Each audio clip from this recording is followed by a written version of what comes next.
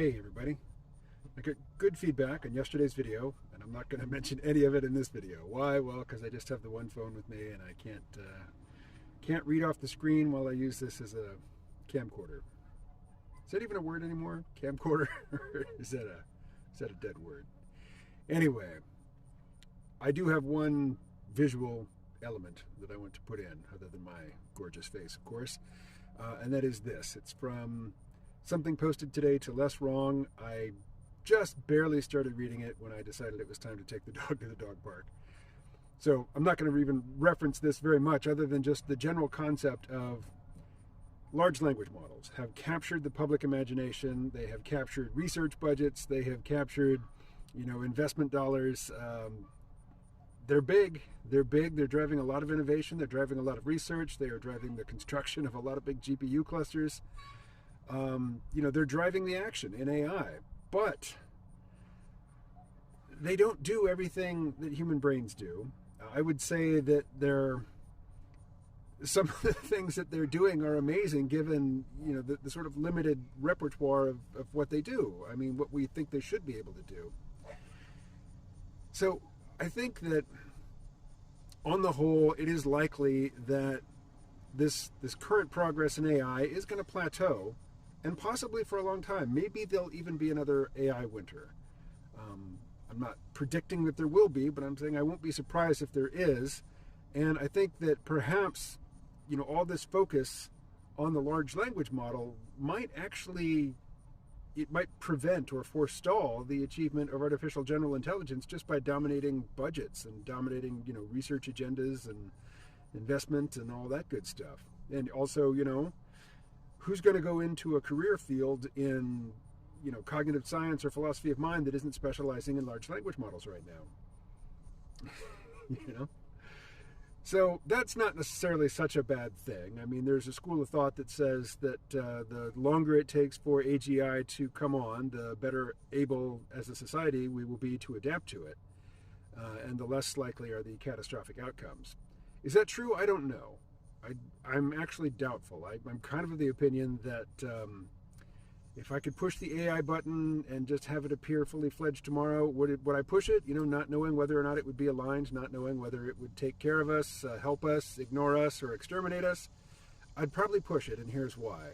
I think the most dangerous time in AI is either right now or, well before the achievement of artificial general intelligence.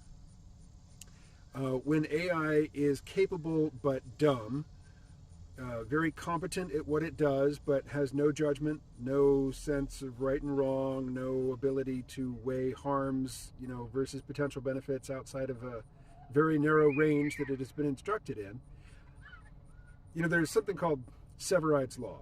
It's from a journalist, Eric Severide, who observed that the main cause of problems is solutions. What are the big problems we have today? Climate change, resource depletion, overpopulation.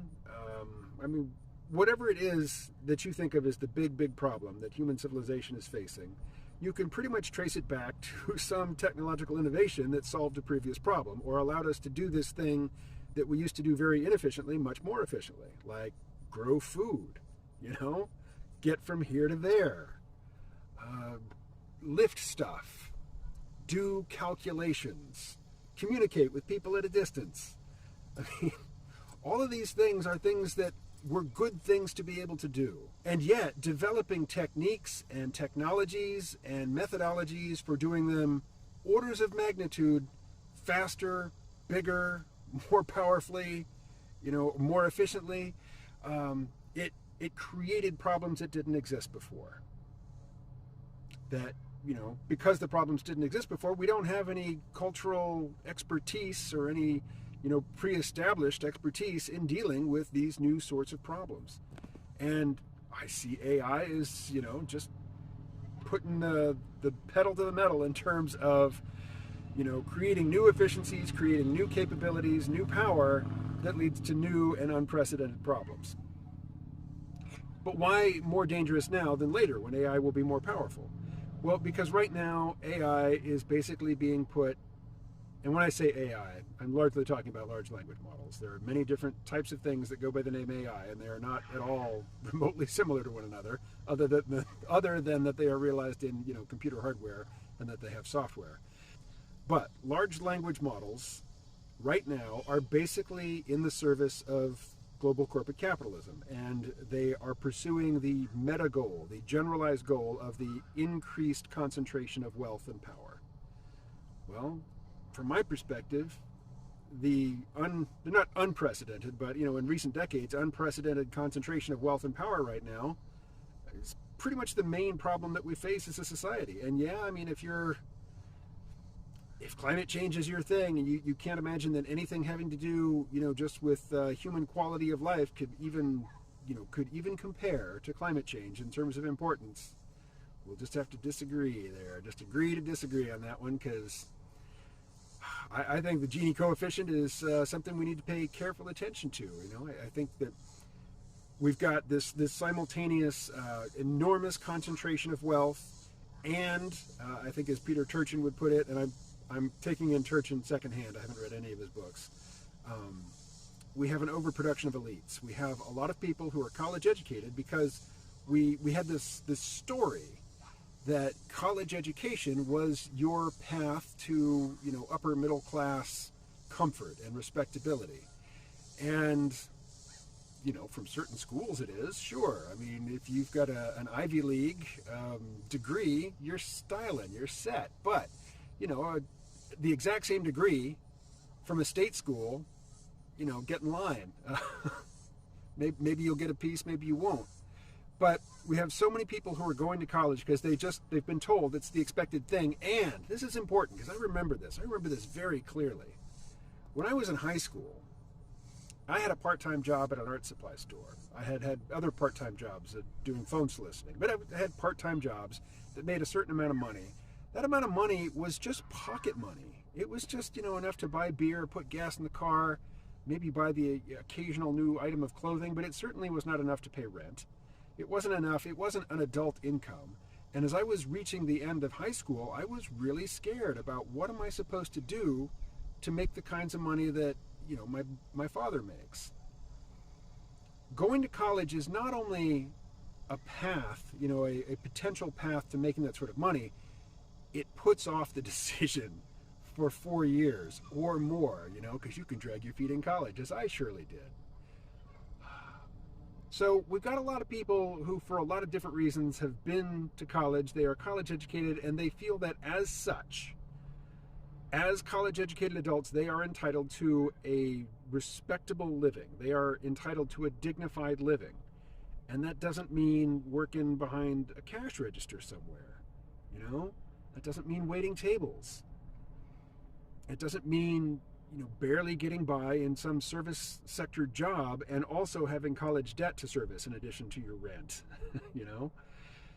So I think that the failure to provide for all the people who believe that they deserve that middle class brass ring, that I've said elsewhere that I don't think we're in any danger of revolution because just demographics. We don't have enough 15 to 30-year-old men relative to the bulk of the population, to carry out a revolution, and everybody else is too concerned with their own bodily integrity to carry out that sort of thing.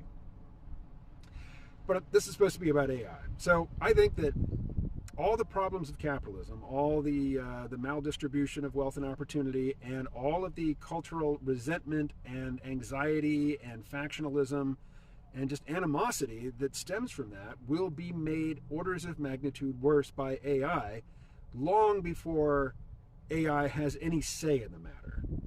Long before there are general intelligences, with wide-ranging capabilities and anything that we would consider to be approaching common sense, long before they get to weigh in and say, hey, you know what, we've got a better plan, or hey, have you thought of this, or have you tried this?